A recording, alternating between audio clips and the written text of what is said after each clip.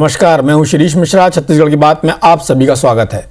केंद्रीय जल आयोग से मंजूरी मिलने के बाद राज्य सरकार एक ओर बोधघाट परियोजना के सर्वेक्षण और डीपीआर तैयार करने में जुटी है, तो दूसरी ओर बस्तर, जहां प्रोजेक्ट प्रस्तावित है, वहां परियोजना को लेकर विरोध के स्वर तेज हो चले हैं। आदिवासी नेताओं के नेतृत्व में सर्व आदिवासी समाज ने सरकार से हमेशा के लिए प्रोजेक्ट बंद करने की मांग की है। साथ ही चेतावनी दी है, अगर ऐसा नहीं होता तो वे सड़कों पर उतरकर आंदोलन करेंगे। हालांकि मुख्यमंत्री भूपेश बघेल ने प्रोजेक्ट का विरोध करने वालों को आदिवासी विरोधी बताया है। साथ ही सवाल पूछा है कि उनके पास कोई वैकल्पिक व्यवस्था है तो बताएं।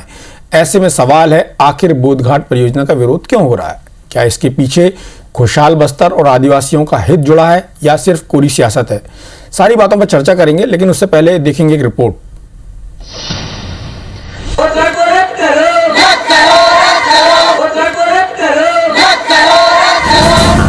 40 साल से अधूरी एक योजना पर फिर खींची तलवार।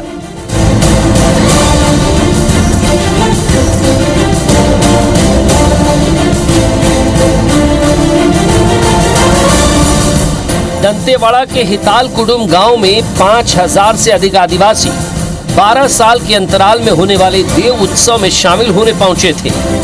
3 दिवसीय उत्सव में 19 पंचायतों के 56 गांवों के ग्रामीणों ने एक बैठक बुलाई, जिसमें शामिल आदिवासियों ने एक सुर में बस्तर में प्रस्तावित बोधघाट परियोजना का विरोध किया।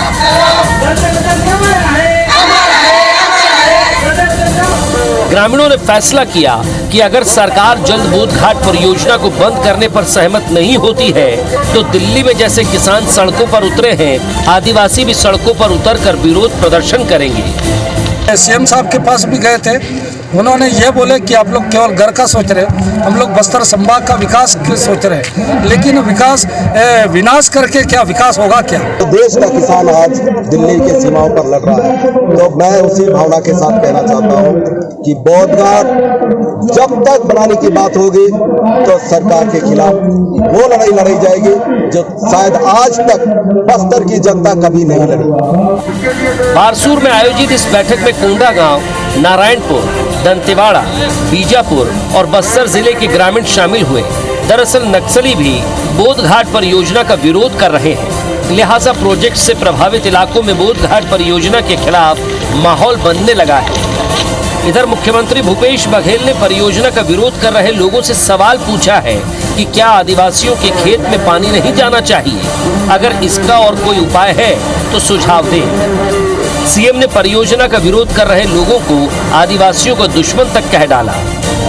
विरोध कर रहे हैं वो लोग बताएं कि इन आदिवासियों का आर्थिक स्थिति कैसे सुधार होगी? यदि आदिवासी भला करना चाहते हैं, सबसे पहले आदिवासी जो सबसे अंतिम छोर की व्यक्ति उनका पहले भला कर लेते, उसके बाद अपने खेत में पानी की व्यवस्था करते, तब तो माना जाता भाई आदिवासी खेत ऐसी है। तो ये आदिवासी भला करने वाले लोग नहीं है। यदि आदिवासी भला करना चाहते हैं तो बताएं मुझे कि उनकी आर्थिक स्थिति कैसे सुधरेगी।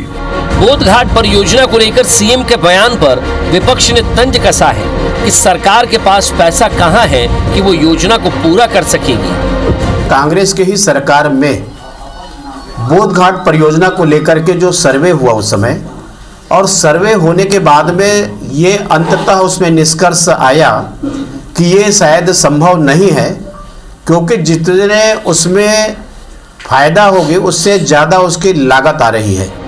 जिसने बस्तर जीता उसने प्रदेश जीता। सियासी तौर पर हर दल इस बात को समझता है। इसके लिए सरकारें खुशहाल बस्तर का सपना देखती दिखाती आई है। ये भी कड़वा सच है कि अपार संभावनाओं के बाद भी बस्तर में इंद्रावती नदी पर कोई बड़ी परियोजना आकार नहीं ले पाई, जबकि साल 1979 में ही बोधघाट जल विद्युत एवं सिंचाई परियोजना का सपना राज्य सरकारों ने देखा है। मौजूदा सरकार भी इसे हर हाल में पूरा करने का प्रण ले चुकी है।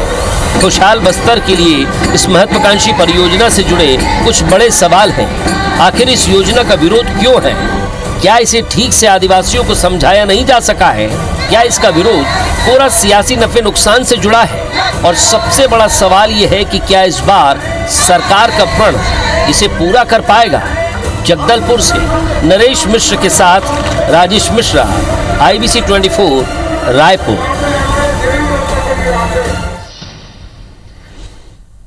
तो विरोध और जिस तरह का प्रदर्शन हो रहा है, इससे बोधघाट परियोजना निशाने पर है। किसके निशाने पर है, इस बारे में हम चर्चा करेंगे। हमारे साथ कांग्रेस के राजेंद्र तिवारी जी हैं, भारतीय जनता पार्टी के केदार कश्यप जी हैं। आप दोनों का बहुत बहुत स्वागत है। इससे पहले मैं चर्चा को आगे बढ़ाऊं, यहाँ ये बताना बहुत ज़रूरी है कि मुख्यमंत्री भूपेश बघेल अपनी धुन के पक्के नेता माने जाते हैं। वो जो डिसाइड करते हैं उसको वो करके दिखाते हैं, ऐसा अभी तक का अनुभव है। सबसे पहला सवाल तिवारी जी आपसे कर लिया जाए, क्योंकि दिल्ली में किसान आंदोलन चल रहा है, वहाँ पर प्रधानमंत्री उनकी बात जिस तरह से आज उन्होंने बोला वो बात करने के लिए तैयार हैं, कोई सामने आए, लेकिन वो भी इस बात को मानने तैयार नहीं है कि कृषि कानून वापस लिए जाए। क्या वैसी स्थिति वहाँ पर है बस्तर में? जिस तरह से आदिवासी सामने आ रहे हैं, क्या उनको विश्वास में लिया जाना चाहिए था, या मुख्यमंत्री जी जो अपनी बात बोल रहे हैं वही बात सही है? हो सकता है जो मुख्यमंत्री जी बात बोल रहे हो वो एकदम सही हो, लेकिन जो विरोध वहाँ पर हो रहा है, और जैसे मनीष कुंजाम जी को आपने सुना जो सीपीआई के नेता हैं, उधर बड़े जनाधार वाले नेता माने जाते हैं, उन्होंने कहा कि ऐसा आंदोलन होगा जो कभी नहीं हुआ। तीसरी और महत्वपूर्ण बात यह है, क्या इस आंदोलन के आड़ में नक्सली या कोई राजनीतिक दल कोई लाभ उठाने की कोशिश में है?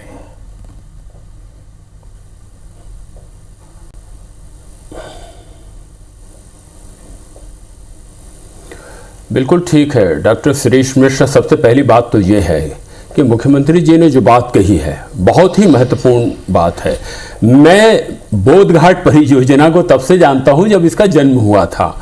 माननीय विद्याचरण जी शुक्ल उस समय इसके विरोध में थे, और श्री अरविंद नेताम जी भी विरोध में थे, और विरोध का एक कारण था। कारण ये था कि उस समय ये योजना केवल और केवल बिजली से संबंधित थी, विद्युत उत्पन्न करने से संबंधित थी।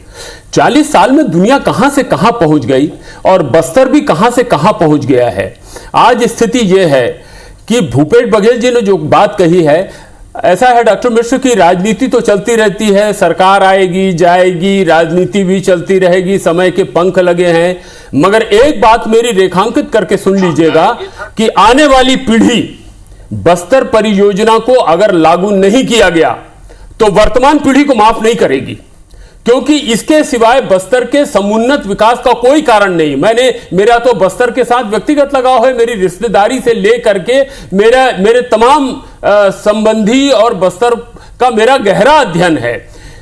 परिस्थिति आज की यह है कि लोग अभी भी ये चाहते हैं कि बस्तर के जो सुदूर वनवासी अंचल में रहने वाले लोग हैं वो आदिम युग में रहे, उनका जीवन स्तर न सुधरे, और जिस तरह से अशिक्षा की स्थिति है, जिस तरह से कुपोषण की स्थिति है, जिस तरह से सिंचाई की व्यवस्था नहीं है।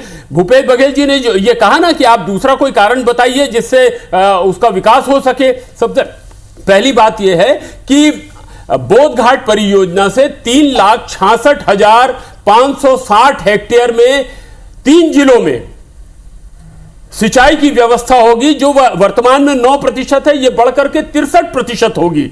और उससे प्रभावित कितने लोग हैं? 12,888 लोग हैं जो प्रभावित होंगे, और परिवार को देखो तो 2,448 परिवार हैं जो प्रभावित होंगे। केवल 13,000 हेक्टेयर भूमि जा रही है। मगर अगर आपके मन में आदिवासियों के प्रति सचमुच सद्भावना है, सचमुच आप आदिवासियों के जीवन स्तर को ठीक करना चाहते हैं, हम लोगों को अच्छे से मालूम, आप इतिहास के पन्ने निकाल करके देख लीजिए।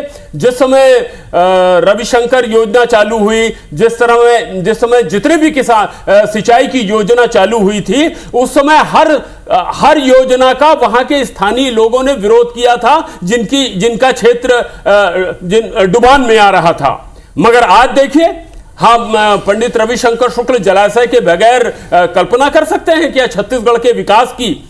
तो आज श्यामाचरण जी शुक्ल को अगर याद करते हैं लोग बाग, तो उनकी सिंचाई में दी हुई कार्य पद्धति के कारण याद करते हैं। आने वाली पीढ़ी भी भूपेश बघेल जी को इस रूप में याद करेगी कि कम से कम एक नेता ने हमारे खेतों में पानी पहुंचाने का काम किया, हमारी बेरोजगारी दूर करने का काम किया, हमारे माथे पर जो पसीना है उसको पोंछ करके हमारी गरीबी को दूर करके हमारे जख्मों पर मरहम लगाने का काम किया। और जो लोग विरोध कर रहे हैं, मुझे यह कहने में कोई संकोच नहीं है कि ये लोग आदिवासियों के घोर विरोधी हैं, और ये पीढ़ी तो छोड़े का मालूम नहीं क्या होगा। आने वाली पीढ़ी इन लोगों को दुश्मन के रूप में देखेगी।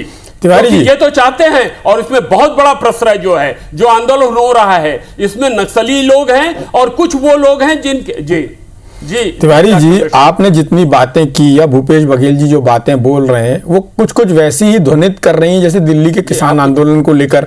वहां पर भी जो प्रधानमंत्री है उनका भी कहना है कि किसानों का फायदा होगा, लोग समझ नहीं रहे हैं किसानों का कितना फायदा होगा, उनको बहुत फायदा होगा, उनको पैसा मिलेगा ज़्यादा, वो कहीं भी अपना सामान बेच सकते हैं, अपना उत्पाद बेच सकते हैं। वैसी ही बात आप भी कर रहे हैं और इसमें भी ये बात नहीं सामने आई कि वहाँ पर आदिवासियों को विश्वास में लिया गया। इसके पहले कोई ग्राम सभाएं कराई गई या कोई वहाँ पर कोई सर्वे कराया गया उनके बीच में कि उनको इसकी आवश्यकता है या नहीं है और इससे एक्चुअल में कितने लोगों को लाभ होगा। आपने जो आंकड़े बताए वो अपनी तरफ से बिल्कुल सही है, लेकिन उसका क्या लाभ होगा, कितना लाभ होगा, कैसा लाभ होगा, इसके बारे में कहीं कुछ समझ में नहीं आता है।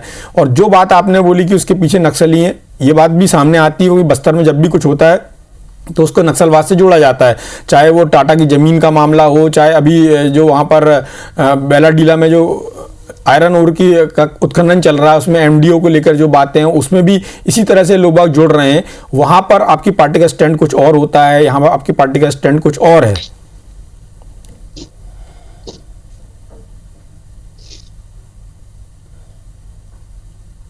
बिल्कुल, देखिए सबसे पहली बात तो यह है किसान आंदोलन से बोध घाट परियोजना को बिल्कुल अलग करके ये देखिएगा। मैं किसान आंदोलन की कमजोरियों के बारे में, किसान आंदोलन जो कर रहे हैं और सरकार का जो दृष्टिकोण है उस पर लंबी बहस करने के लिए तैयार हूं कि किसान किस बात को लेकर के आंदोलन कर रहे हैं। किसानों को यह लगता है कि शुद्ध रूप से यह पूरे हिंदुस्तान के किसानों के अहित में है और इस बात से मैं खुद भी किसानी करता हूं, मुझको मालूम है, मेरा व्यवसाय के साथ में किसान है, कि ये तीनों बिल जहर के समान है किसानों के लिए और इसमें तो बहुत आमूलचूल परिवर्तन की जरूरत है। मगर जहां तक बोध घाट परियोजना की बात है डॉक्टर मिश्र, मैं आपसे निवेदन करके कहना चाहता हूं कि बस्तर में सिंचाई की व्यवस्था 359 गांव ऐसे हैं जो सूखे से प्रभावित रहते हैं, जहां के लोगों के पास रोजगार के कोई साधन नहीं है, खेती बाड़ी है जो भगवान के भरोसे रहती है। तो कम से कम जैसे ही ये बोध घाट परियोजना चालू होगी ये स्थिति होगी कि वहां के किसानों के चेहरे पर खुशहाली आएगी, बच्चों का भविष्य ठीक होगा, बच्चों का तिवारी जी आपकी बात पर मैं केदार कश्यप जी का जवाब ले लेता हूं। केदार जी को भूपेश बघेल जी से ज्यादा अच्छा कोई नहीं जानता।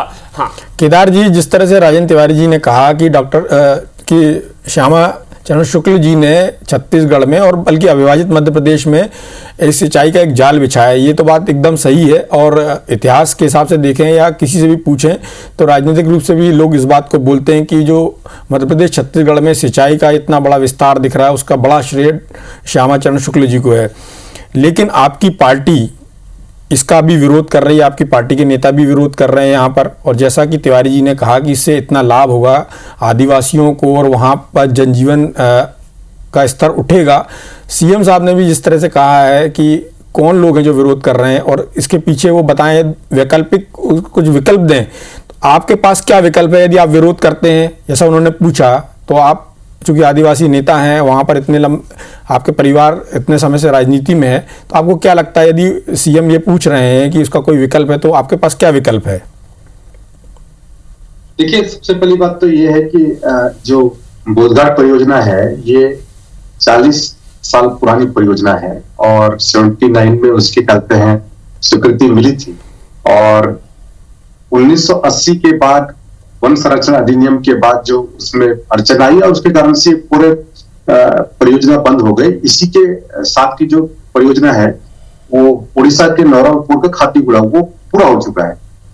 ये विद्युत परियोजना थी और इसको कांग्रेस ने अभी वर्तमान में ये कह करके रिलॉन्च किया है कि ये सिंचाई परियोजना के नाम से रिलॉन्च कर रहे हैं। और जैसा अभी हमारे माननीय राजेंद्र तिवारी जी ने भी बहुत सारी बातें बताई, यहाँ से जुड़े होने की बात करें, लेकिन बहुत ही हल्के शब्दों में वो कह रहे थे कि इससे वहां के इतने परिवार को होगा विस्थापित होना पड़ेगा, इतना डुबान आएगा। तो ये मुझे लगता है कि इतना कहना आसान है, आंकड़ा बहुत अच्छा लगता है, लेकिन वास्तविकता वहां पे जो परिवार वहां जमीन से जुड़ा हुआ है उस पर भी एक बार चिंता करना चाहिए। उसके लिए क्या पैकेज हो सकता है, क्या पुनर्वास नीति हो सकती है जिसके माध्यम से सरकार वहां पर पहल करके उनको पुनर्वास नीति का ज्यादा से ज्यादा लाभ दिला सके और उस वहां का लोगों को रोजगार से संबंध में जोड़ सके। अभी कांग्रेस के बड़े बड़े नेता कहते हैं कि कि वहां पर नौकायन होगा, मत्स्य पालन होगा, पशुपालन होगा, अनेक तरह की बातें कर। कृषि के लिए बताते हैं कि 3.5 लाख एकड़ जमीन। अब यदि मैं कांग्रेस के नेताओं को चुनौती देता हूं, उस समय मेरे साथ चलकर देख ले वहां पर कितना एकड़ वहां पर सिंचित होने की स्थिति में है, कितने वहां पर रेवेन्यू जमीन है, कितने फॉरेस्ट के लैंड है, कितने डालते हैं वहां पर गांव, क्योंकि ये तो 1989 का ये प्रोजेक्ट है, उसके आधार पर ये बता रहे हैं। अभी 56 गांव के लोग वहां पर एकत्रित हुए थे, लगभग 5000 से ऊपर लोग। और ये जो प्रोजेक्ट है, इस प्रोजेक्ट में बस्तर का जो क्षेत्र है, जो हमारा मार्टू बारसूर से लगा हुआ है, इस यहाँ पर बांध बनेगा और डुबान का जो क्षेत्र है वो बस्तर में आएगा। सिंचित जो क्षेत्र है वो दंतेवाड़ा और बीजापुर में होगा। तो क्या उतनी जमीन वहां पर सिंचित होने की संभावना है और कितना जमीन वहां पर वर्तमान स्थिति में है, और दूसरे जगह पे जो जमीन है वहां पर क्या वो पंप करके सिंचाई करने की स्थिति में ये सरकार दिखती है। सरकार को पहले स्पष्ट करना चाहिए कि ये परियोजना है क्या। यहाँ पर केवल बात करके जाना, कि हवा में बात करना कि ये परियोजना से इतना लाभ होगा, ये हो जाएगा, हम बना लेंगे, ये कहने से वो नहीं होगा। सरकार को वहां पर जाकर के चर्चा करनी चाहिए। वहां हमारे सिंचाई मंत्री, फॉरेस्ट मंत्री जी को, जो भी इससे संबंधित मंत्री हैं, वो जाकर वहां पर चर्चा करें और वहां पे लोगों को समझाइश करें। हमारा भी कोई उसमें वो नहीं। मतलब आपका विरोध नहीं है, एक बात तो आपने क्लियर की, लेकिन आपका कंसर्न वहाँ के रिहेबिलिटेशन को लेकर है। लेकिन मुख्यमंत्री का तो कहना है कि जो रिहेबिलिटेशन होगा वो सबसे बेस्ट होगा, उससे अच्छा कुछ हो नहीं सकता, उतना अच्छा दिया जाएगा। तो आपको उनकी बात पर विश्वास क्यों नहीं है? नहीं, देखिए, ये सरकार जितनी बात कही है, अभी तक जितनी बातें कही थी वो हवा में बात की है। कोई भी चीज जमीनी स्तर पे इम्प्लीमेंट नहीं हुआ है और इस सरकार से हमको भरोसा नहीं है ना वनवासी यहाँ के आदिवासी। चलिए ठीक है, आपको सरकार पर भरोसा नहीं है, इस बारे में हम आगे चर्चा करेंगे। इस सरकार ने तो आदिवासियों की जमीन जो टाटा ने अधिग्रहण की थी वो वापस दिलाई, उसके अलावा जो किसानों से कमिटमेंट किया था वो भी पूरा किया। आपको विश्वास क्यों नहीं है, क्या रीजन है? नहीं, देखिए, इन्होंने जो जितनी बातें इन्होंने चलते हैं सरकार में आने के पूर्व कही थी, चाहे वो धान खरीदी का मामला हो, उनका बोनस का मामला हो, तेंदुपत्ता का मामला जो हमारे वनवासियों से जुड़ा हुआ है, एक दिन मात्र तेंदुपत्ता की खरीद होती है, बेरोजगारों से जुड़ा हुआ मामला है, जिसमें उन्होंने कहा था कि हम उनको बेरोजगारी भत्ता देंगे, और भी बहुत सारे ऐसे मामला है, स्वसहायता समूह के कहते हैं उनके लोन का माफ करेंगे। ऐसे तमाम वादे किए थे, लेकिन आज वो वादे कहाँ जमीन स्तर पर कहाँ पे दिखाई देते? कोई ऐसा स्थिति नहीं है।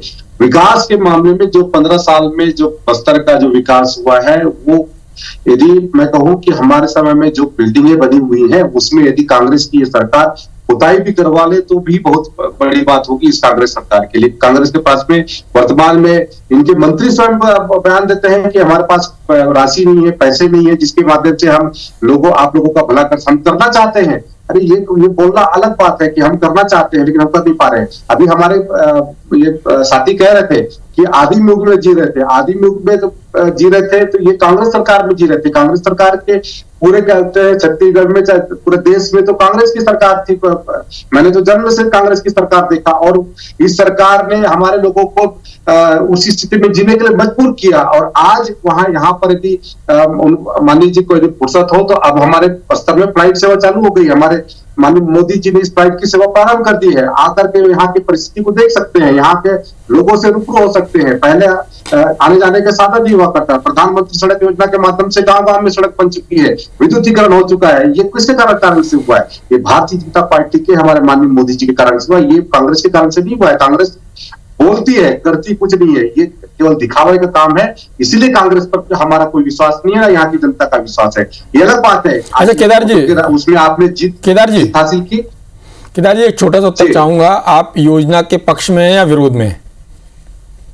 देखिए, मैंने पहले ही कहा कि सरकार के प्रतिनिधि को, चाहे वो सीधा उत्तर चाहिए, छोटा सा उत्तर। जल संसाधन मंत्री जी हो, चाहे वो उद्योग मंत्री हो, चाहे वो पावर मंत्री हो, चाहे वो फॉरेस्ट मंत्री हो, जो भी हो, प्रतिनिधि के रूप में वहां पर जाकर के उन लोगों से चर्चा करनी चाहिए और सरकार को स्पष्ट करना चाहिए।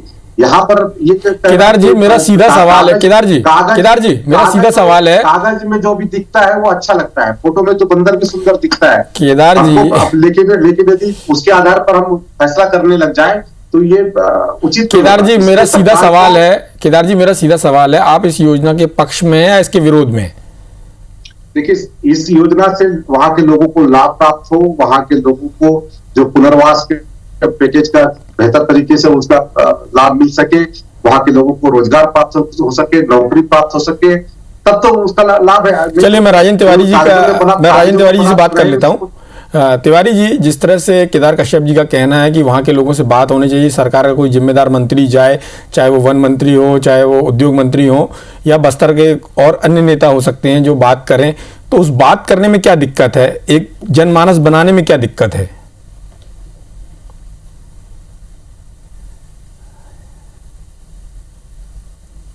बिल्कुल दिक्कत नहीं है। सबसे पहली बात तो यह है कि अब केदार जी ने बहुत सारी बातें गड्ढे कर दिया बोधघाट के साथ में बस्तर के मामले को भी, कुछ जो दूसरी राजनीतिक बातें हैं उसको समाहित किया है।